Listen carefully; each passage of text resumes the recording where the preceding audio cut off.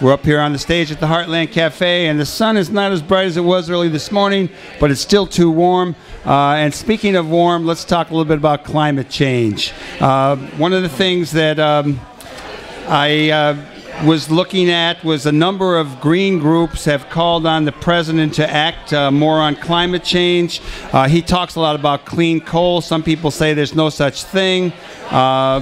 We have the whole issue of pipelines and dirty fossil fuels.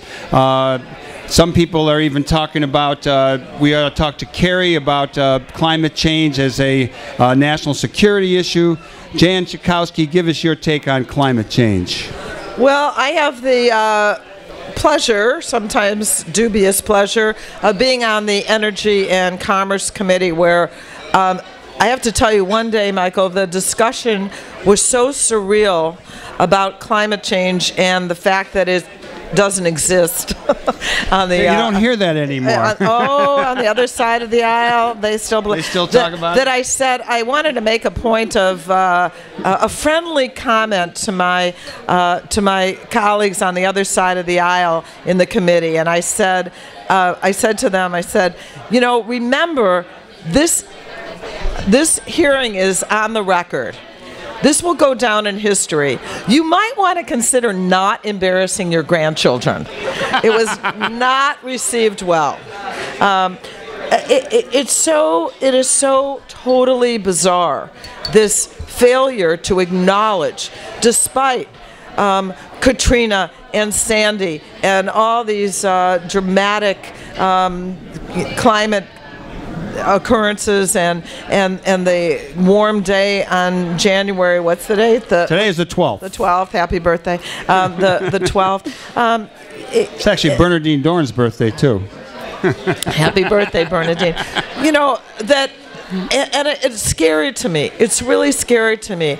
You know, this is Chicago, and what we love about it are the seasons, and even if we kvetch about the cold and the weather, our children and grandchildren will not even know about that if we don't do something. It's that critical. No, I read a thing.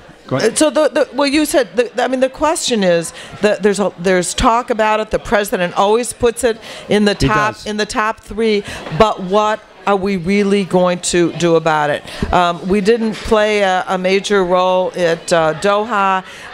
You know, are we going to get serious as part of an international effort to do something about reducing the use of fossil fuels? And for me, nuclear is not the substitute. Which that's great to hear. Yeah, nuclear is not the substitute. No. Let's hear it. Yeah, you know, and we won't do things as simple as saying we're no longer going to subsidize at a cost of about $7 billion a year, big oil and big gas. I mean, first of all, don't we subsidize them enough at the pump that we don't need to give another tax break? So if you're serious about deficit reduction and climate, that's just a simple place to start. So I'm really scared about this now. And I think that we have to get so serious about it. And I think it is a national security issue. We actually got the Intelligence Committee to take a look at what does climate change mean for the security of the world, and the Republicans fought that, but we were able to get that through. And bottom line, it's a serious consideration when it comes to world security, and we're already seeing refugees of climate. Yeah, it's getting rough. Yeah, it's very bad. Okay, I'm going to jump to education. It's a hot issue in this community. We've seen a couple of charter schools open up. We used to talk a lot about diversity in our ward, and now we have some charter schools that are pretty much all Latino. A number of people, including a lot of people who are supporters of yours, see Race to the Top as No Child Left Behind on steroids. And I'm wondering, you know, both the president sent his kids to the lab school. Arnie Duncan came out of the lab school. The current mayor sends his kids there. My wife teaches there. They do a great job there. It's the kind of education that kids should have everywhere, but it doesn't seem to me that our educational policies are geared in that direction. Your take on education and the president and Arnie Duncan. Well, first of all, let me just say that I may have been the only member of Congress to go to the Chicago Teachers Union rally. I support the those teachers. Right, and I support the teachers unions, who, by the way, are fully into the gun debate, which is great. They don't want guns in schools. Right. Teachers don't. We've got a great teachers union here. Yeah, we have and I am not a fan of charter schools in the sense that, by and large, we're not talking about unions in charter schools. What I am for, as a former teacher, that's my degree, is in elementary education. I taught for a short time in the Chicago Public Schools, is a true commitment and investment in public education. Look, that is the foundation. I love it. The decision early on in our country that we would have the common school, not only that we would make an investment in education, but it would be the place where all of American children would inculcate the values of our country, that we're all in this together, that we have the same values that are taught, positive, collective values. And I think that, and I have to tell you, my district, the 9th Congressional District, represents my alma mater, Sullivan High School, and Senn High School, and now New Trier High School and Niles High Schools. You go into those schools, and it is a different world.